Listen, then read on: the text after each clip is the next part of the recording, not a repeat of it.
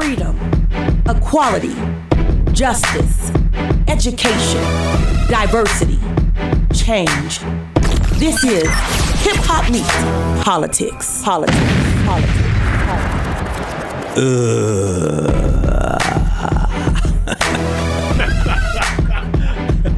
Oh my God. I mean, he just got out of the restroom a second ago. What's up, y'all? How y'all doing? This is Hip Hop Meets Politics.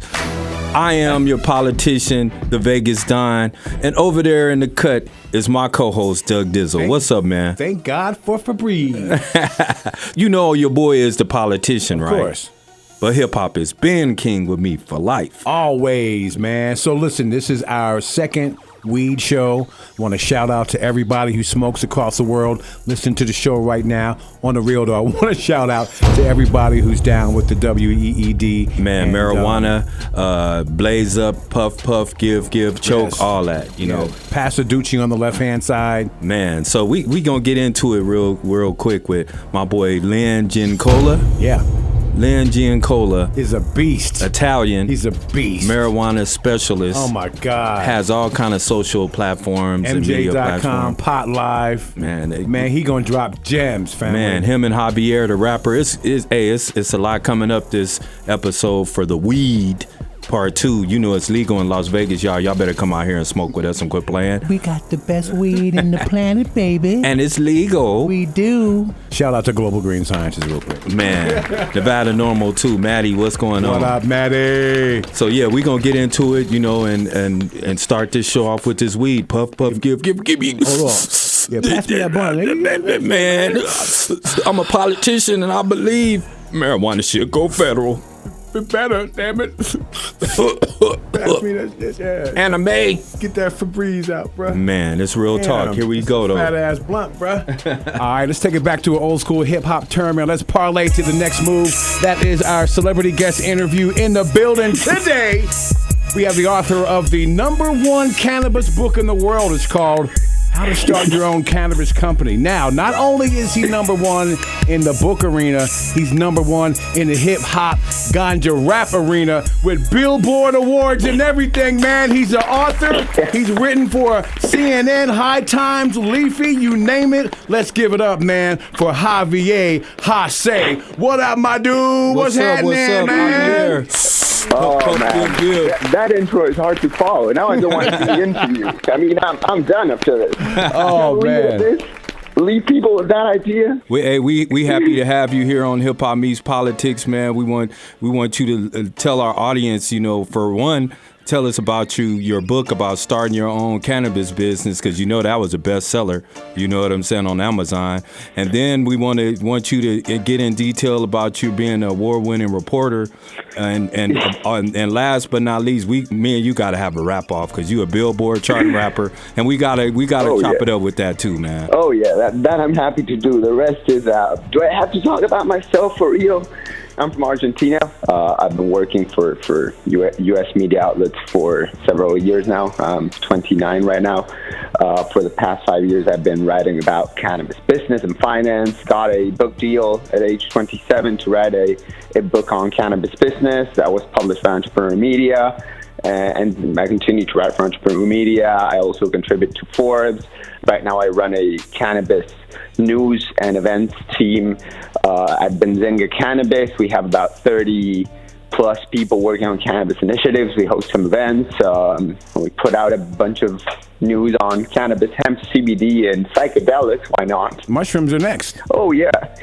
That's what they say. Yeah. You know, psilocybin is the next cannabis. Yeah, that's what it is. So how in-depth does this book get when it comes to starting your own business regarding cannabis? How deep do you really go? It starts with how to come up with an idea and, you know, a little bit of an introduction to the industry and the history of cannabis, and a few major decisions like, you know, is this business right for you? You know, what about public perception? You know, understanding that the only constant is change, asking if you're welcome or not, then picking a subsector and identifying where there are needs that are unmet. Then, of course, it goes into the initial planning, into financing, because you have to raise money. And that is a big issue. That's a few chapters on how to get the money. What I was about to ask. Everyone in cannabis will tell you, like, hey, I raised $1 million from friends and family. Like, who the hell are those friends and family? Hey, Javier, I want to know, like, is there any minority type of education or... Black people own 1% of cannabis businesses. Like, that is.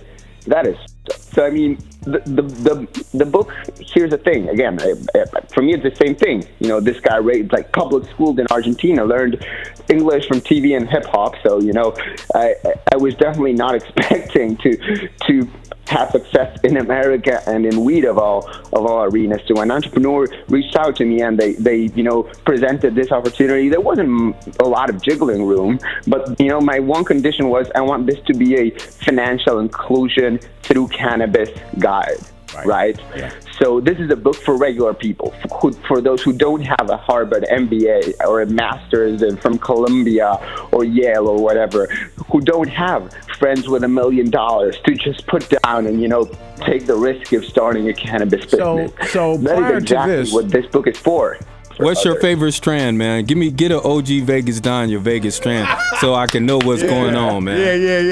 Yeah. Whatever you grow, man. What is it that you grow? That's my favorite today. What is your favorite? Give me your favorite. Two of your favorite. I'm exposed to so many of these products that my favorite is like middle quality, outdoor grown, organic sativa cannabis. Yeah. Right? For me, my favorite is a Jamaican sort of Jamaican man cannabis with. You know why, man? I mean, I feel him so much because I have an uncle who's got acreage in Jamaica. So when I used to live in Miami, I would go over his crib, right? So, he would have like all kind of different types of shit. But, and then he would have the natural from Jamaica on the side. And he would be like, so which one you want, Neff? And I'd be like, Unc, I want the Jamaican shit. Because the Jamaican shit was off the charts. Beats medical times 1,000, fam.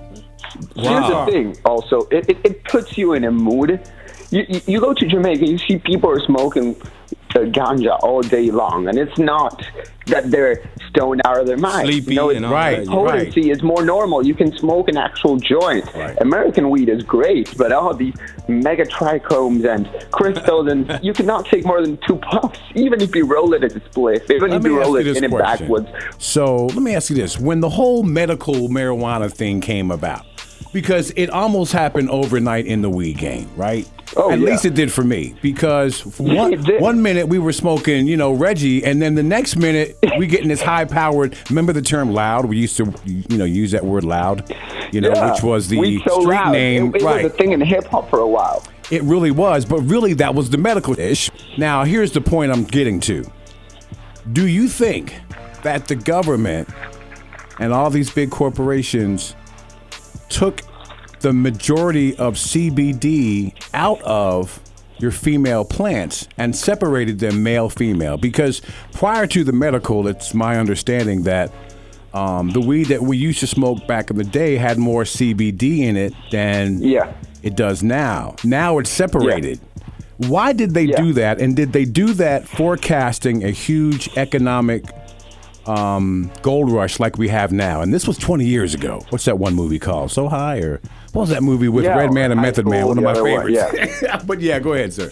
Oh, by the way, Method Man and Red Man are launching a cannabis brand of their own. They told me a couple of months ago. No doubt. Awesome. Love it. So anyway, back to the original question regarding the science of taking CBD away from the THC. Because from a natural standpoint, from a natural state, hence Jamaica, when you get your natural weed, it's got a large amount of CBD in it as well as a smaller amount of THC. So it seems like it's flip-flopped. Now you got weed that's like 30% THC with very little CBD, and on the other end you got CBD or the male plant that's maybe 40% CBD but very little THC. And in nature, those two don't go together. Am I correct? No sort of conspiracy, no sort of corporate move. Actually, the reason why THC started to increase in cannabis related to illegality, to people growing indoors, and to people discovering that when you separate males from female plants, the female plants produce, cleaner buds with no seeds, and then they discovered that if you stress them in a certain way, they produce more THC. That's right. And, it started to become this pursuit among growers to reach the highest level of THC. But how did they get the CBD down, though? It's kind of a naturally occurring process as the plant, as you separate, produces more of one compound. It starts producing less of another one. You. And of course, it was a little bit intentional in the sense that, when this trend started, we didn't know that CBD, we knew CBD would not get you high. It was non-psychotropic. We knew this thanks to Dr. Mehulam in Israel. But we didn't quite know about the Armstrong effect. Gotcha. So we didn't really know that CBD actually balances out THC, right, so that the hit that you get from a high THC joint is still balanced out. Now, CBD is also found in female plants, and there's now we're going back to developing all these female plants, right, whether it's, cannabis like marijuana or cannabis like hemp, which are kind of the same. You get these buds from female plants that are high on CBD and have less than 0.3% THC or less than 1% THC, depending on the country and its regulations. And by the way, if anybody wants to buy seeds, please hit me up on my Instagram, Hip Hop Meets Politics, holla. I'm just saying, I gotta do a shameless plug, dude. Hey, I ain't mad at you. Hey, Javier, I'm tell that it's an important distinction. It's hemp seed. I want to get into your Billboard charting rapper statist. I need that. I need it right now. I need to figure it out. Bust something right now. Give me something right now. Allow me to drop some freestyle. To talk cannabis legalization, let me tell you about the Washingtons that could fund education. We could create a lot of wealth for every state in our great nation and multiple billion-dollar bases of new taxation. I'm hoping to God Jeff Sessions' tragic misinformation did not confuse the Congress, which needs to pass legislation. And then with fratricide tax burdens and medication, I care about the stoners, but this is really about the patient. Woo. This is a topic I refuse to ignore. The opioid epidemic hitting homies real hardcore. We got here at the cost of so many tombstones, leaving cartels to business while damning the good souls. They locked up yours. They locked up mine. But somewhere down the line, we decided if you're white, you get off with a simple fine. The great debate over morals has to wait. That's Baba telling Forrest about shrimp on Judgment Day. We got to be pragmatic and focus on what matters. We got veterans, kids and mothers, patients going down the gutters. What about the taxes and what about the jobs? It's time to make weed legal. We got to cut the loss. To recap, 3.2 million American civilians are missing out on billions. Boost Tobacco Farm and prisons are leading this grand shakeout. There's nothing left to say or do. We're done. We need to bail out. It's time to close the fracture. Weed is not the malefactor. We can't just let this play out. For some, death is less than a year out. It's nonpartisan. The hard partisan convincing Congress legalization matters so their hearts get in the fight. Not to get high, but for relief. I believe that there's a leaf that can help millions ease their grief. Sean Spicer, I will buy your alternative facts. I will play board games with the Kushners. I will wear a Trump campaign hat. Our citizens are suffering. Stop the madness. It's just bought. Help our patients. All that's needed is one law. That's it. Man, come on, dude. That was incredible, brother. Thank you so much. That was dope. Super dope. Whoop, whoop. Hey, that was. I think Robert wants to. That was fire. I mean, let me pick some out of the top of my head. You know what I'm saying? Hold on. I'm just gonna just flow freestyle. Do it. What's up, y'all? You know the price is right.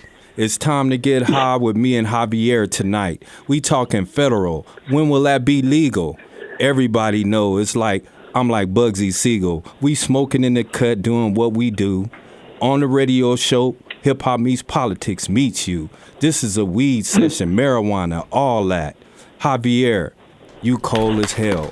Now let's get this rap. City lights land the beat down. Murder capital of the world, gangster spots where gangsters lounge. Smoking weed, living profound. Banging this gangster sound. Representing the town where gangsters greedy. We taking from the needy clown. Mobbing the old school caddies with criminal backgrounds. Stealing, upgrading, knocking old Vegas down. Glocks, illegal search and seizure the grounds. Profanity mixed with nouns. Fremont Street, downtown. Yellow jackets riding around. City slickers beware buying drugs get you locked down. While y'all pulling slot machines, we smoking ganja by the pound. Watching Iron Mike still knocking punks down. Loved by few, hated by many. Keeping it underground. Seeing ballers go broke cause they number ain't come around. Left broke with a bus ticket and a gang of sad stories singing Sin City. Where gangsters is greedy, we taking from the needy. SINCITY. I wanna get high. I wanna get high. You know what I'm saying? Yeah. You know what? Oh, that was cold. That was. I was going to bust a freestyle, but I'm not because I don't think I compete with you Fuck guys. You put me to shame there. You cannot do that with a guest. Awesome. Hey, so how can we get in contact? How can our listeners get in contact with you? Drop some social media websites, whatnot. You can find me on every social media. Just Google my name. It's Javier Hasse. That's Javier Hasse. I'm everywhere. I'm active on Twitter. I have fun on Instagram. And then, you can find benzinga.com/cannabis. We put out about 150 articles on cannabis, hemp, CBD, and related topics every week. So, stay up to date with your news, and Hey, man. who knows? Maybe you might be the next marijuana millionaire, or just, a chill consumer who is very well aware of their rights. The Hip Hop That's Nation, it, pick up the book, okay? Pick up the book, How to Start Your Own Cannabis Company, and get in the game. We want to thank you, Javier, man. Appreciate you. Muchas gracias from mi loco Coronel Estrada, Vegas Don. Vamos. Así me gusta. Adios. Amigo. And by the way, you're listening to Hip Hop Meets Politics, the Politics of Weed 2 special. Rob, who we got coming up next, man? Yeah, you guys, right now is my cannabis homeboy. You know what I'm saying? Lynn Gincola. My homeboy is, he's with Pot Live. If you guys don't know about Pot Live, you got to Google it and check it out. It's a social network with bridging the gap with cannabis and the industry and the community of cannabis. And he has @blunts on Instagram, Culture Club VIP, MJ.com, and thepot.com. Here's my homeboy, Lynn Gincola. What's up, Lynn? Hey, happy to be here, my friend. How are you today? Oh, I'm great, man. Just here. Couldn't wait to interview you. You know, we've been speaking on a lot of marijuana issues, what's going on in the community of marijuana. And I would just like to give an introduction. You give an introduction to our listening audience in Hip Hop Meets Politics. Sure, absolutely. Thank you. Thank you for the opportunity. So, basically I had a traditional upbringing. I grew up in New York City. I was a city boy and my dad worked on Wall Street. So I went to college, graduated with a finance degree, and got my foot in the door on Wall Street and did the corporate thing. For about 12 years, ran a $16 billion trading book. And then I realized I'm making that company so much money, I selfishly want that money for myself. And I became a serial entrepreneur. I retired at the age of 33 from corporate world, and I became, like I said, a serial entrepreneur, business builder, business owner, developer. I've done about 30 different ventures in the last 17 years. And now that has led me to a life of, financial freedom, a great family, wife, 2 daughters. And now I have a whole bunch of different assets in the technology world and the cannabis space. Like you said, MJ.com, obviously having a 2-letter domain like that is a huge advantage in the industry as it becomes more mainstream. And if you go to MJ.com right now, you'll see links to all the different assets we have. So we have, our industry insider. If you just want to learn about what's going on in the industry, it's all original content. We've got our Culture Club VIP membership that's launching around the holidays. If you want to learn more about that, go to cultureclub.vip or just email us at cultureclubvip@gmail.com. And any listeners of the Hip Hop Meets Politics podcast, I will give 50% off joining our annual membership for that. Wow. We have everything on there. We have a shop of CBD products. We have delivery of marijuana where it's legal in all the states. We have, like you said, Pot.live is our digital media platform with podcasts, videos, more articles, the ability to get your medical marijuana card, locate dispensaries, learn about the different strains, find jobs in the industry. So we're doing it all. And like you said, Pot.live is the digital media home, MJ.com is the mothership, and cultureclub.vip is our membership platform where all of our users can get access, exclusive access and discounts to all the brands, products, and services in the entertainment, cannabis, travel industry, education, everything. So that was my 2-minute rant, my friend. Hey, so I want to know, like, how did you get into dealing with marijuana and the cannabis industry, and like, how do you make your money? Is it through social media? Is it through? So if I can give any advice to your listeners, it's to think of a wheel, right? A wheel has a hub in the middle and it has different spokes going throughout the wheel. You want to keep adding spokes of revenue streams in order to build true wealth. So you don't want to just have, I don't want to just have one client that I do one transaction and the money goes from A to B and then the relationship's over. Like think about a realtor, right? They sell somebody a house and then that's it. The transaction's over. Instead, I want to create a wheel of spokes of multiple income streams. So we have revenue generated by advertisers, by sponsored posts, by the dispensaries that maybe stock our products or our brand partner products. We have the membership platform. We have a trivia game for an app of, called 420 Trivia, where people can just come and play a game and they get cash prizes if they win, similar to HQ Trivia, if you ever heard of that. We have Hits Blunt, at Hits Blunt on Instagram. We just passed 3.4 million followers. We have a whole bunch of brands that advertise with us there. We grow people's personal brands or their business brands on there as well with advertising. So we're kind of like a whole giant marketing platform that gives exposure to all of these businesses in the cannabis industry, because until it's federally legal, you cannot traditionally advertise, and you need to find outlets to get the word out there. Like I said, whether you're a company or whether you're a personal brand in the industry or in any industry, how do you get eyeballs to what you're doing? And we specialize in getting those eyeballs to our brand partners. Oh, I love that. That's like something different. It's with technology. Hey, Lynn, real quick. What's the latest in Washington regarding THC, the legalization, and the proposed, time that some of us can kind of anticipate when this will finally be federal? Yeah, so we're lucky enough to have very exclusive relationships with the medical community that also works with the political community. So we have a relationship with a national brand that's bringing 20,000 doctors to us in the 33 medically legal states right now. And then hopefully once everything goes federally legal, that'll be, open up the floodgates for everyone to do business traditionally and normally. Obviously, next year's presidential election, I think marijuana is going to be a hot button topic. That's why I wish they'd get past all the nonsense that's going on in the media now and actually get to the debates and get to what people's policies are and running for the election next year. Because I think marijuana becoming legalized, whether it's medically first, I believe it'll go medically legal first. And it could be as early as the next election, whether it's Trump running for it to get more votes, whether it's the Democrats, trying to garner more votes by that, because it's such a hot button topic right now. I can't wait to see how it's discussed in the debates and in the campaigns for next year. I think recreational national legalization will happen much after that. So why do you think that the government will just go straight medical first, as opposed to, let's say, Canada, who didn't they just go straight, recreation first? And then I think Mexico's going to next, right? Yes, but Mexico's having some hiccups with it. They were supposed to actually vote on that, I believe, last month, and it got delayed. I don't know what the current status of that is. Okay. We actually have some partners that work with the former president of Mexico, who was a very big proponent of marijuana. Wow. But in Canada, their provinces also have different laws. They're not allowed to export to the United States. So there's a lot of, it's not as simple as just making it legal and everything's fine and dandy, right? Gotcha, right. So in the United States, they've left everything to the states and to the municipalities. So I'm sure, even in California, even though the state went legal, each city and municipality has their own rules and laws. That's right. There's plenty of parts of California that are blacked out and not allowed to sell it, even though it's state, it's legalized throughout the whole state. Each municipality has their own ways of governing that. So do you think they'll do that on the federal level?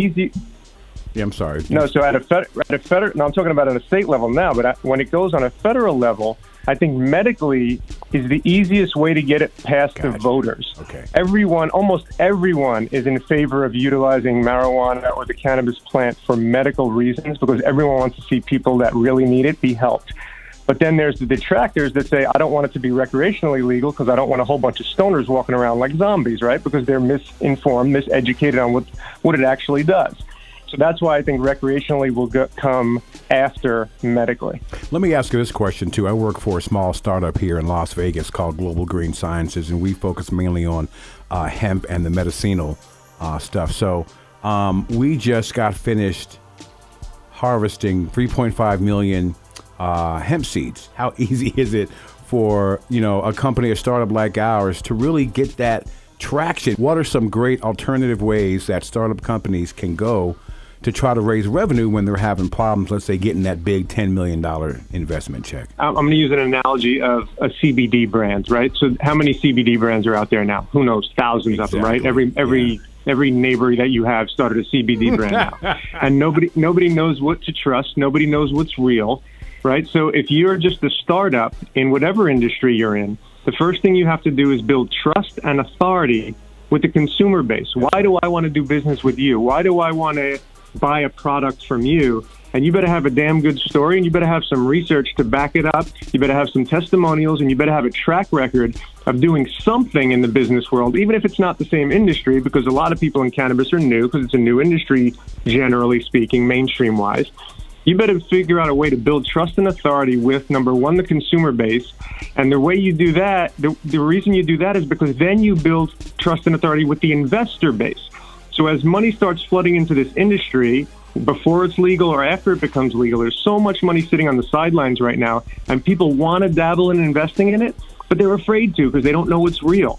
They don't know what's true. They don't know what's going to be allowed in the area that they're investing in. They don't know if the laws are going to change tomorrow, which they are. That's why federal legalization is so huge. It's going to spur the economy to new heights. It's going to be the next internet boom, but in cannabis, and allow all of these people that are trying to start up to get traditional financing, get traditional investing, and be able to scale their businesses. Right now, it's like, fighting, uphill both ways, and it's really, really difficult. You can't even get a bank account.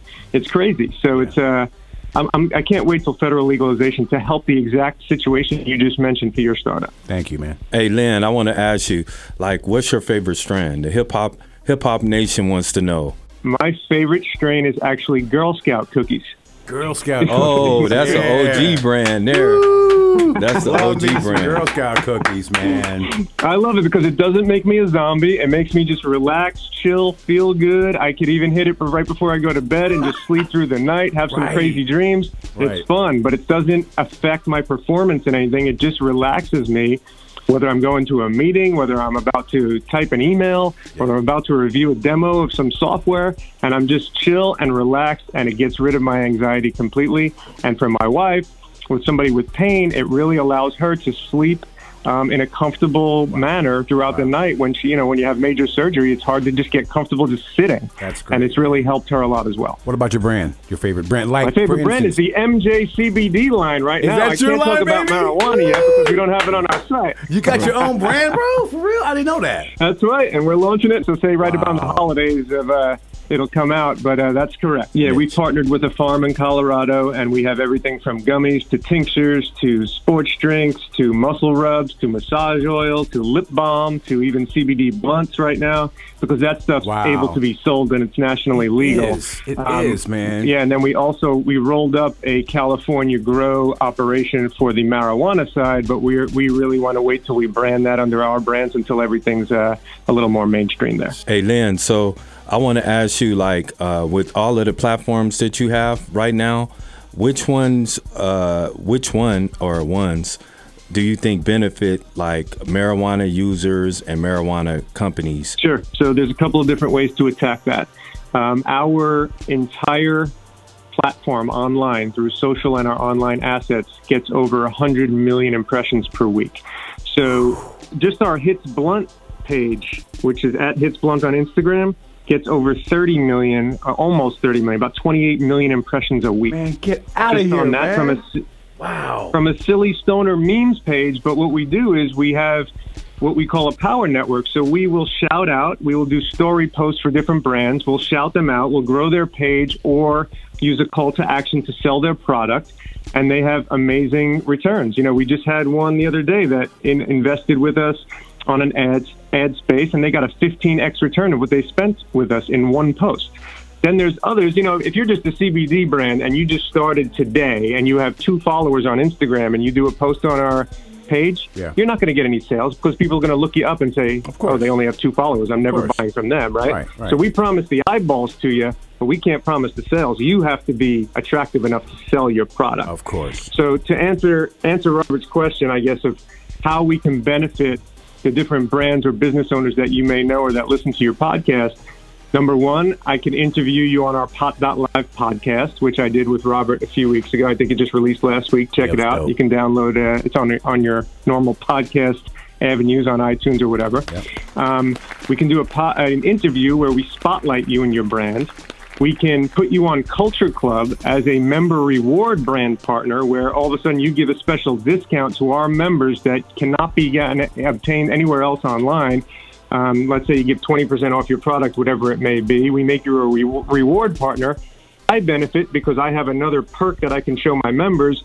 The brand benefits because they're getting exposure to our entire network that I just described. You can advertise on Hits Blunt, like I just said, with a story swipe up post or a feed post or a growth post to grow your own Instagram page.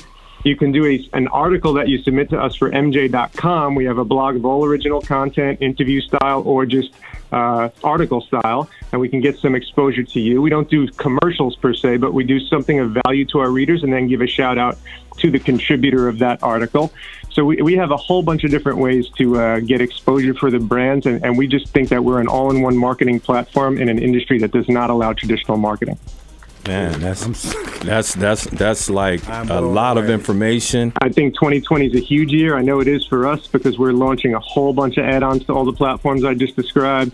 And, you know, podcasts like yourself, you have Hip Hop Meets Politics with where you can focus on cannabis because it's huge in politics and it's huge in the hip hop world, right? So it's great for your listeners. It's a great topic. That's right.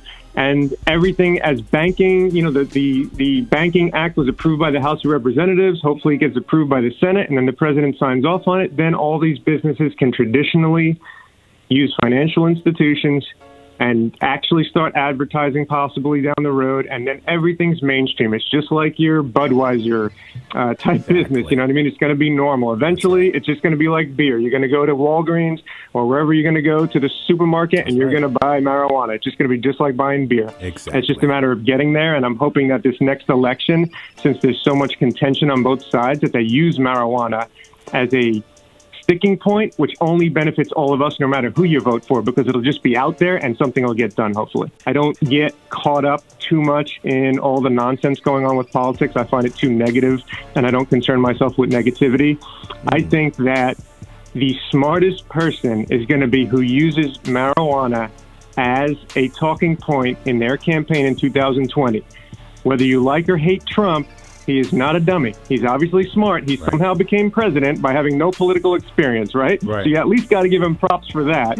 He's no dummy. He knows how to make money, and if marijuana can get him votes and can make all of his corporate pals money in some way, whether it's through taxes, whether it's through branding, through existing companies like Philip Morris that all of a sudden wants to jump into, which I'm sure they're all going to jump into marijuana when it's legal, he's going to line his pockets and his pals' pockets by making it legal.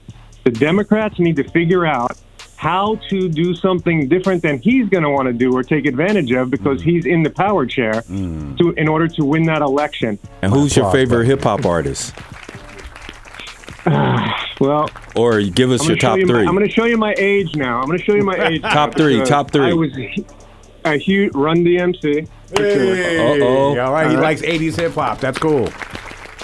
Dude, I'm old school, man. I think I told Robert this once before. Hip Hop Evolution, that documentary on Netflix was awesome, dude. Yeah, it is. Yeah. I can't get enough of it. LL Cool J was the man back in the day. I'm going old school, dude. The new stuff I don't like as much, to be honest with you. I like the old school stuff, man. I don't like the mumble rap where I can't even understand what the hell they're saying. Exactly. I like the old school where it told a story, it was positive, it made me want to dance, want to work out, want to go out and have a party and have a good time. That's what I like. Now, you know what? There is one guy that I'm impressed with right now. There's only one cat, man, and that's the baby.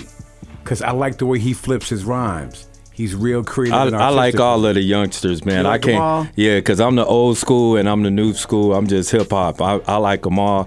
They like to me. It relates to when we were young. People used to say, "How in the hell is Lynn and the Vegas Don and Dougie and them listening to Run DMC? That's horrible, right?" So now, that's what our parents said back in the day. So now the parents are doing that again, right? And this generation, the music is going to be banging, and people are going to be saying this to that. It's the same thing. Nothing. It always goes around like a wheel. It does go around. However, I've got two teenage daughters, 18 and 15, right? And they are into all the new hip hop, and it's cool. You know, they like it, and they listen to all of it. But I'm old school, like I said, like Michael Jackson was my favorite artist of all time. Yeah, I saw him many times live. I love Michael Jackson, right? Even with all the BS going, you know, with the lyrics and stuff, I don't believe any of that shit. Neither do I. I love Michael Jackson, and I love that type of music. I like more R&B as opposed to hardcore hip hop. But I still love hip hop because it gets me jacked to go, you know, pretend I'm still young and cool. I just want to tell you, let you know we enjoyed you here at the Hip Hop Meets Politics podcast. Can you give us again all of the outlets and Instagrams and media, social media connects so we can get in contact with you? Yep, absolutely. So MJ.com, you could find links to all the things I mentioned on MJ.com. Go check it out. But if any of your listeners want a deal on our Culture Club VIP membership that is launching around the holidays for a huge 2020, just email me. It'll go directly to me, cultureclubvip@gmail.com. You mentioned listeners that you heard that we discussed this on Hip Hop Meets Politics, and I will give you 50% off our annual fee, which is a huge amount. If you're not happy, I'll give you your money back. Man, I feel like a Hip Hop Meets Politics VIP right now. Me too. I'm like, wow. Hey, Rob, we got to bounce, man. Time is up. Hey, look, it's been a great Read Part 2 show. Look for more and another fresh episode next week. Hey, make sure y'all follow us everywhere at Hip Hop Meets Politics on all social media. We out. Hip hop, hip hop, hip hop, hip hop, hip hop, hip meets politics. Hip hop, hip hop, hip hop, hip hop, hip hop, hip hop, hip hop politics. Hip hop politicians. Hip hop politicians.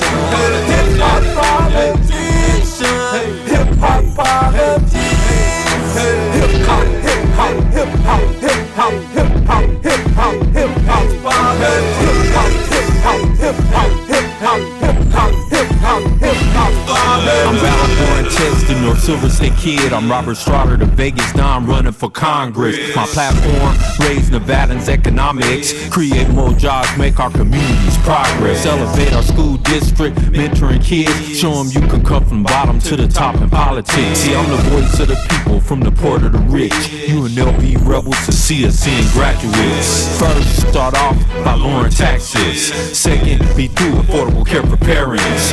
Third, bring our troops back fighting for nonsense. Fourth, us as DACA with immigrants. See, this hip hop meets politics, not politics meet hip hop, but hip hop meets politics. See, this hip hop meets politics, not politics meet hip hop, but hip hop meets politics. Hip hop politicians. Hip hop politicians. Hip hop politicians. Hip hop politicians. Hip hop, hip hop, hip hop, hip hop, hip hop, hip hop, hip hop politics. Hip hop, hip hop, hip hop, hip hop, hip hop, hip hop politics. Neither the party's doing up for the people, so vote for me. I stand for change like Martin Luther had a dream.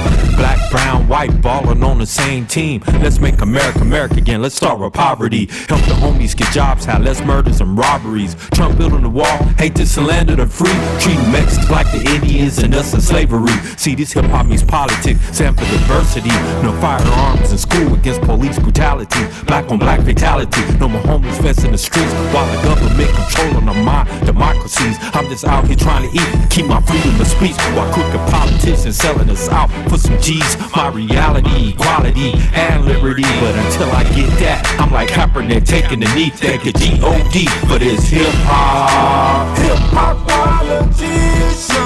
Hip-hop politician. Hip-hop politician. Hip-hop politician. Hip-hop, hip-hop, hip-hop, hip-hop, hip-hop, hip-hop, hip-hop politician. Hip-hop, hip-hop, hip-hop, hip-hop, hip-hop, hip-hop politician. Mr. Strotter. Yes. What are you going to do about the education system? I'm going to spend more money on students and less money on administration fees. And then I'm going to mentor the kids and show them you can come from the bottom to the top. Quería hacerle una pregunta. En la situación tengo Hey, un amigo, tío. me know they speak Espanol. Well, I'm going to tell you in English. All right. So, like in this scenario, this dad brought his family, and they've been here in the United States for the last 20 years. Okay. And now with these propositions, they're going to separate them. They're going to disintegrate the family. What are you going to do? Man, I just feel like if they separated me from my family, I'll go crazy. So I'm against illegal deportation. I'm going to assist DACA and Dreamers program. Mr. Robert Strotter, I've always voted and supported the Democratic Party. My mother and father, even my grandmother and my grandfather have always voted and supported the Democratic Party. So if you're not a candidate for the Democratic Party and you're not a Republican, then what's the party and what's their policy are you actually asking the people to stand for? Well, I'm a libertarian, and we stand for freedom, justice, equality, and liberty for all. Less government control and more freedom of choice. That's what we stand for. Matter of fact, Google it. Google it for yourself and get that info.